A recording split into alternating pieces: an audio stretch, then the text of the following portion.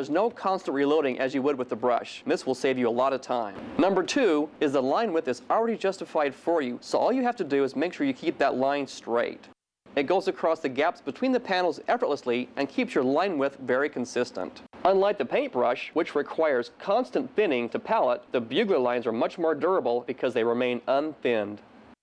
Unlike brushes that lose hair frequently and need to be replaced, a Beugler will last you a lifetime. While pinstriping outside, wind and temperature can have an adverse effect on the paintbrush. Neither of these elements will affect the Beugler striping tool.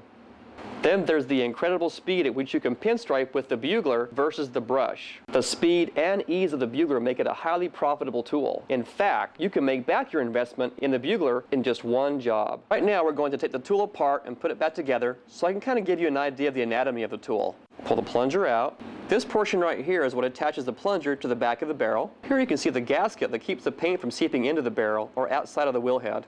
Next you have the guide that's intended for the magnetic strip and the screw that secures it tightly. We're going to remove both of those during the course of this video since we're using tape as a guide. Next we have the wheel head. As you can see, while we're moving the wheel head, you want to keep that wheel in line with the groove of the barrel. This is the barrel itself. Okay, here's how to hold the tool correctly for using a freehand technique. Start by placing your index finger on the wheel head. Use your thumb and these two fingers to get a good grip on the tool. Then suck the back of that barrel into your palm. Notice how the plunger is pulled out about 2 inches so it won't interfere with your palm. Now let me show you why the finger positioning is so important. Here's the biggest secret of the handheld technique. 3 points of contact, where the wheel touches the surface, your guide finger, and your extended pinky. As you can see there's a lot less room for wobbling with those 3 points of contact. With only 2, there's a lot more room for wobbling. So 3 points of contact makes it a lot more stable.